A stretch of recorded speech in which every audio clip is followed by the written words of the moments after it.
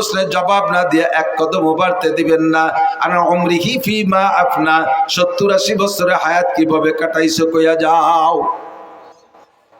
কারাহা বা খলকিয়ারি জুমলা রাস্ত বা খোদা তসবির হিলা কায়রাওয়াস। ও মুরব্বী, তোমার দুনিয়ার কোনো কাজ পরিপাটিতে অভাব ছিল না। ভাঙ্গার বাজারে কাপড়ের ব্যবসা করছো 80 বছরে বুড়ো। তোমার কাপড়ের শোকেস গুলো কি সুন্দর সাজানো ছিল, তোমার ঘরটা কত সাজানো ছিল। বৃদ্ধ বয়সও মার দিয়া ছাড়া কাপড় পরতে না, আয়রন করা ছাড়া ইস্ত্রি করা ছাড়া কাপড় পরতে না, ময়লা কাপড় পরতে না, লুঙ্গি পর্যন্ত আয়রন করে পরতে। কাঁথা কাপড় ধোয়া মোছা পরিষ্কার ছিল, থালাবাটি পরিষ্কার ছিল, শোকেসের ভিতরে সব মালামালগুলো সুসজ্জিত ছিল। তোমার নামাজটা কেমন সজ্জিত, তোমার ফরজ ওয়াজিব সুন্নতের সাজ কেমন ছিল, কোরআনে কারীম কেমন তিলাওয়াত করতে পেরেছো। তুমি ইংলিশ পত্রিকাগুলো পড়তে, আরবি পত্রিকা পড়া শেখো নাই কেন? আরবি পত্রিকা কোরআনে কারীম, আরবি পত্রিকা হাদিসে নববী, এগুলো পড়া শেখো নাই কেন? এই সব বিষয় আপনাকে 70 বছরের জিন্দেগির হিসাব দেওয়া লাগবে কি লাগবে না? আজকে কি বার গেলাম? মঙ্গলবার। একটু একটু বোঝার জন্য বলছি আমার দিক। আজকে মঙ্গলবার গেল। গত মঙ্গলবার সকালবেলা কে কি খাইছেন সত্য কথা বললে আমার মনে হয় তাড়াতাড়ি কেউ কইতে পারবেন না। কথা কন। এক সপ্তাহ আগে মঙ্গলবারের সকালে কি খাইছি তাই মনে নাই। 70 বছরের জিন্দেগিতে লম্বা একটা পথ অতিক্রম করে চলে আসছি। কোথায় ভিড় ছিল, কোথায় খাচ্ছিল, কোথায় গর্ত ছিল, কোথায় কার সাথে ধাক্কা খাইছি কিছু আমার মনে নাই।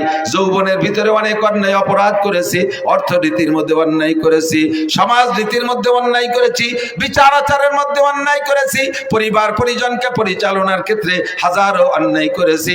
70 বছরের হিসাব কেউ দিতে পারবো না। একটা হিসাবই 70 বছরের দিতে পারবো না।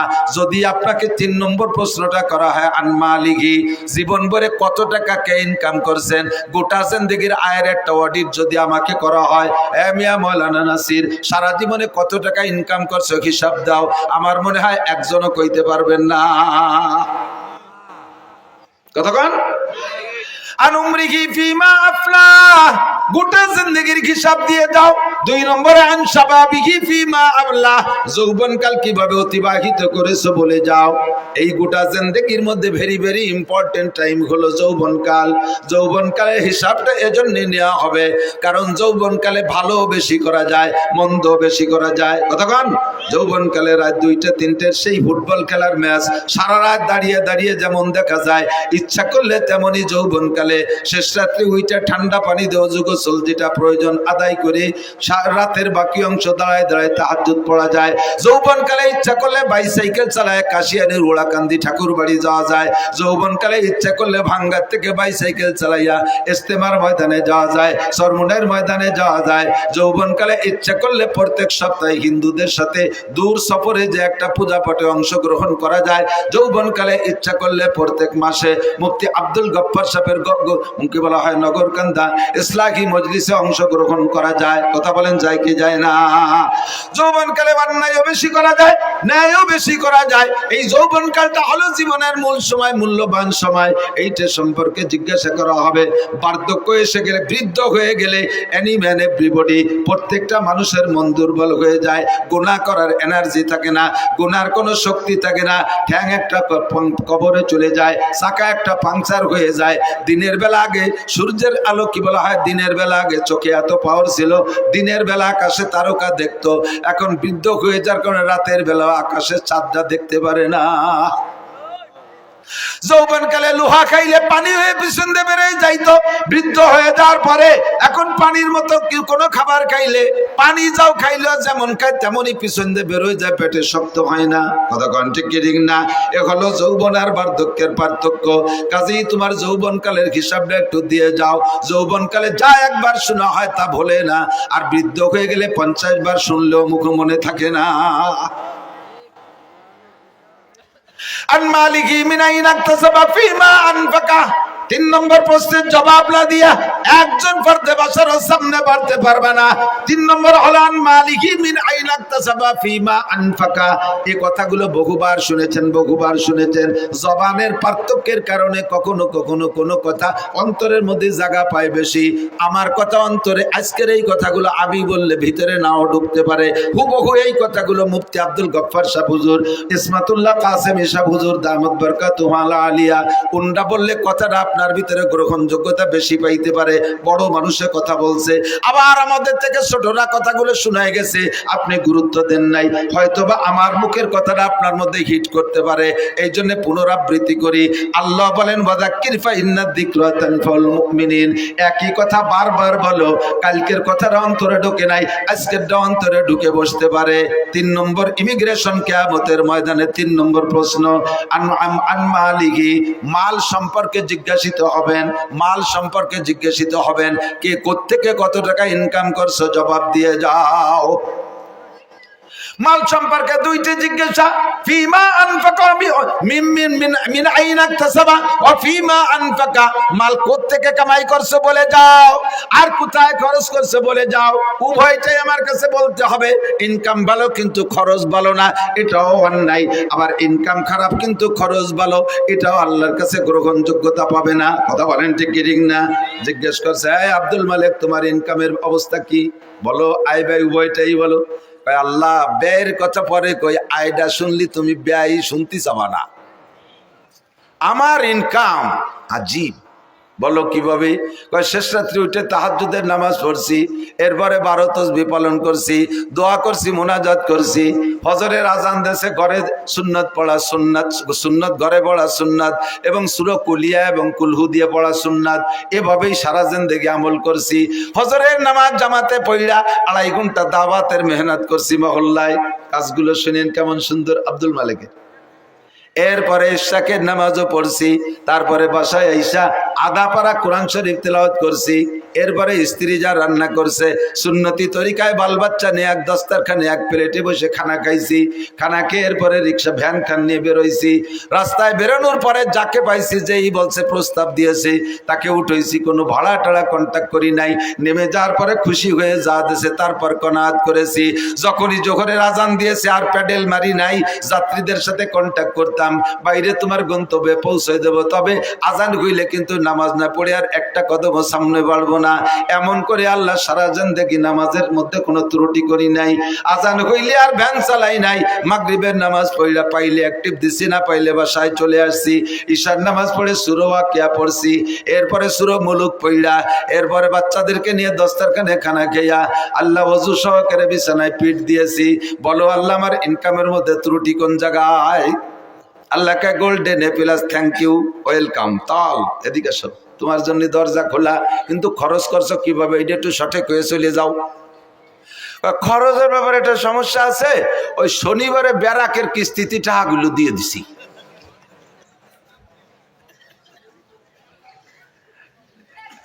বাংলায় কয় একে পাদে আগা সারা। বাংলা বোঝেন? মাঝে মাঝে রাত তো বেশি হয়ে গেছে, একটু রস না দিলে অনেকের ঘুম এসে যায়। আমাকে ওই পাশে নড়াইল জেলার একটা থানা আছে নড়াগাতি, আর বলবো না পরিচয়, আবার এই নড়াগাতিরাই শুনবেন আবার ইউটিউবে। সেদিন যে তাকে মধ্যেও কই আইছি ভাই নাই, বহু আগে ব্রিটিশ পিরিয়ডে ওই এলাকাতে প্রচুর হিন্দু মুসলমানও আছে। তো হিন্দু মুসলমান যুবকরা বিকেলবেলা ওখানে একটা জায়গা আছে, একটা স্পট, বসে বসে খোঁজ গল্প করে, এটা এই খেলাধুলা করে, আনন্দ ফুর্তি করে।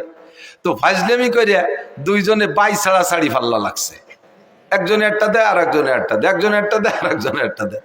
আর আজকে তো আর আনরেডি, অপ্রস্তুত ভাবে বেশি একটা সুবিধা হতে পারে। এখন ওই জায়গায় দুইজনের পাল্লা হয়েছে। আগামী শনিবারে এই জায়গা 22 ছাড়িয়ে পাল্লা, যে যেভাবে পারো রেডি হয়ে আসবা। এই আটে কাড়াও দেশে ডেরা পিটে যে অমুক জায়গায় এই হবে, এ কি কোয়ার মতো জিনিস? জীবনে ঘোড়া দাবড় দেখছে, আড়িয়ে নাড়ই দেখছে, কত খেলা দেখছে, কিন্তু এত আর কেউ শোনে নাই কোনোদিন। এ শুনে দর্শক হয়েছে সেই হারে, মাঠ ভরে গেছে দুইজনে দুই চেয়ারে। তো মুসলমান যেটা সে যাই প্রত্যেকেই রেডি হয়েছে যাতে গ্যাস বেশি হয় পেটে। তো মুসলমান যেটা সেটা যাইয়ে খাইছে যত আদা চাবানিয়ে সুলা, বাদাম 1 চাবানিতে গিলে ফেলাইছে, ভালো হয়ে ফেসে খাই নেই। আর ও যেভাবে পারছে রেডি হয়েছে, আর আইসা দুইজনে দুই চেয়ারে বসা লোক তো দেখতেছে, হিন্দুটা এসে মুসলমানটার মুখির উপরে একটা মারি দিয়ে চলে গেছে। শর্ত হলে মুহি মারতে হবে। ও তিনটে মারিয়ে দিয়ে গেছে, মুসলমান একটাও মারে না। এখন প্রায় তকবির শুরু হয়ে যাবে হিন্দুর পক্ষে, জয় জয়। এর মধ্যে কইতেছে বসো এবার আমি হবে। ও যাইয়া কাপড় সরাই ওর মুহি মারিয়ে দিয়েছে। আউলাখের একেবারে যত সোলার কাঁচা বাদাম সব বার হয়ে গেছে একবারে। এর নাম হলো পাতে আগা ছাড়া।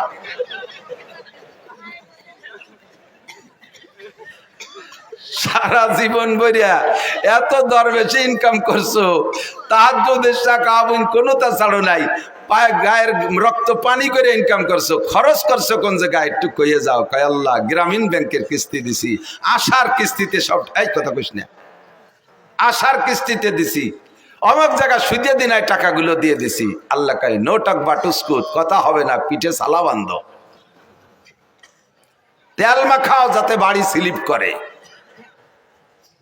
তোমার আল্লাহ আমার ইনকাম সম্পর্কে তুমি ও জায়গা হাত দিও না, খরচটা কিভাবে আছে এটা একটু শুনে নাও। এই শুনলি তুমি আর অধিক জাতি চাবা না, কও তাই খরচই আগে কও। আল্লাহ প্রত্যেক বছর জাকাত পাই টু পাই আদায় করছি, প্রতিবেশী কত মানুষের যে ঘর বাড়ি বানায় দিছি তার ঠিক নেই, কত মানুষের মেয়ের বিয়েতে সম্পূর্ণ খরচ আমি দিয়ে দিছি। এরপরে কুরবানি দিছি হাটের সবচেয়ে বড় গরু, জাকাত তো দিয়েছি, বছরে প্রত্যেকবার এক একটা উমরা করছি, হজ করছি 5 বার। শুনিও আমার ইনকামের খরচের বিষয়। এরপরে কত মানুষকে যে আমার টাকা দিয়ে তবলিগি পাঠাইছি ঠিক নাই, আর মাদ্রাসার মসজিদও আমার করে দেয়া, উত্তর বাসের বিল্ডিংও আমার করে দেয়া। লাস্টের শেষবার যখন হজে গেছি, আল্লাহ যাইয়ে দেখি যে কাবা ঘরের গিলাপ দেবে, সে জায়গাও শুনিয়া ও জায়গা 10 লাখ টাকা দিয়ে আসছি। তুমি কও আমারে কিভাবে ঠেকাবা? আল্লাহ কয় তুমি কি চাকরি করতে?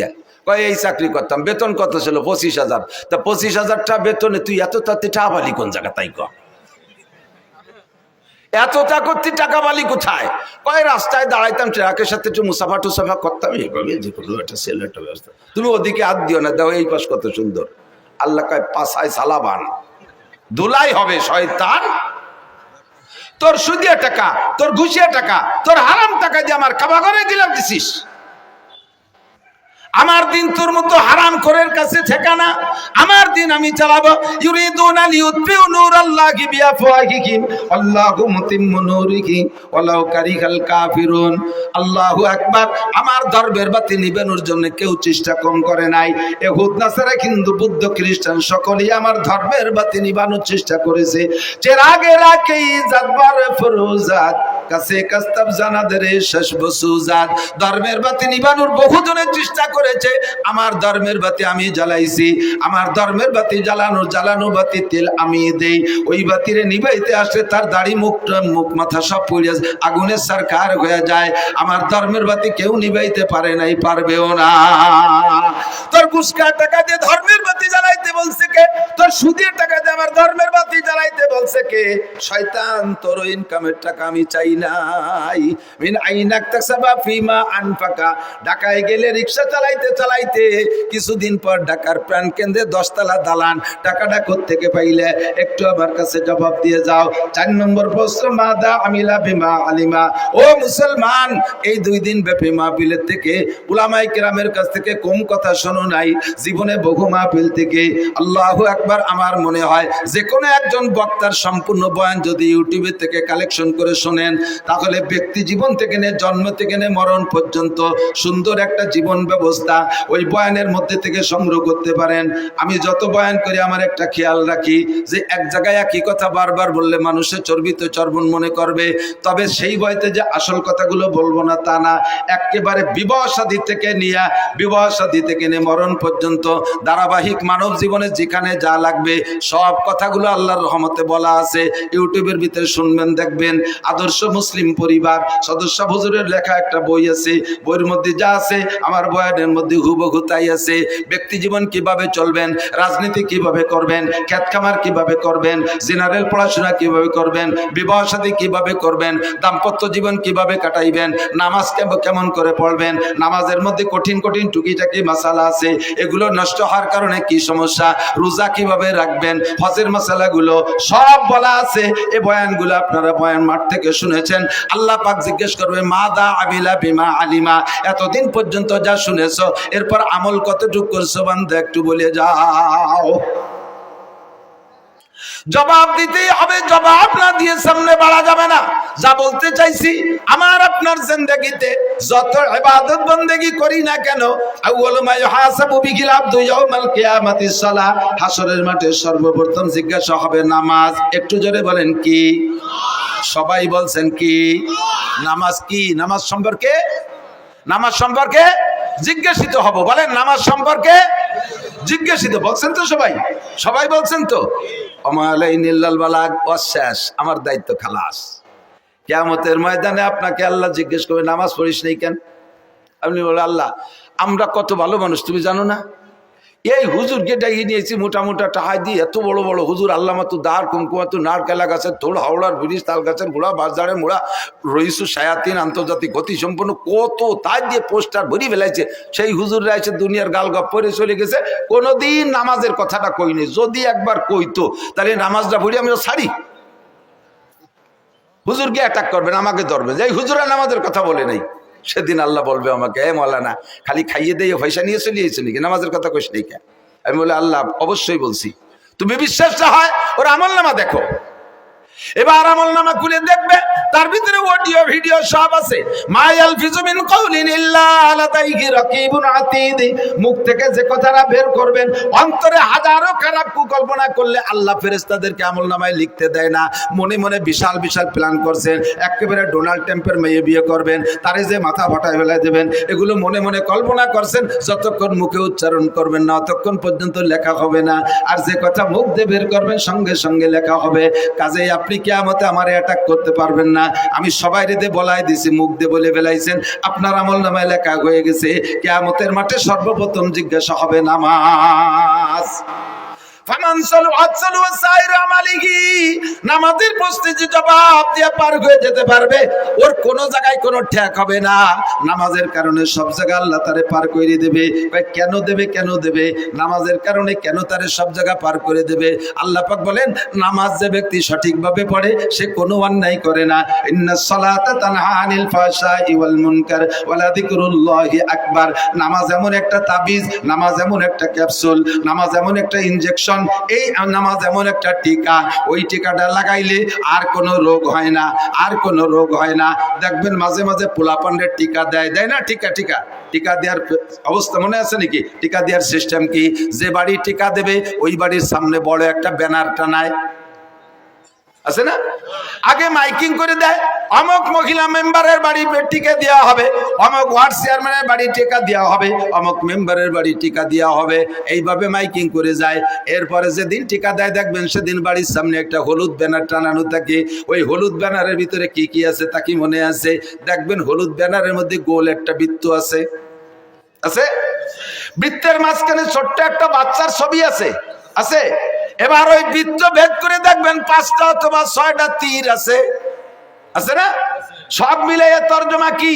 এই ব্যানারটা হলো দুনিয়া, আর মাঝখানে যে গোল বৃত্ত এইটাই বাচ্চার হায়াতের এরিয়া, বাচ্চার হায়াতের এরিয়া।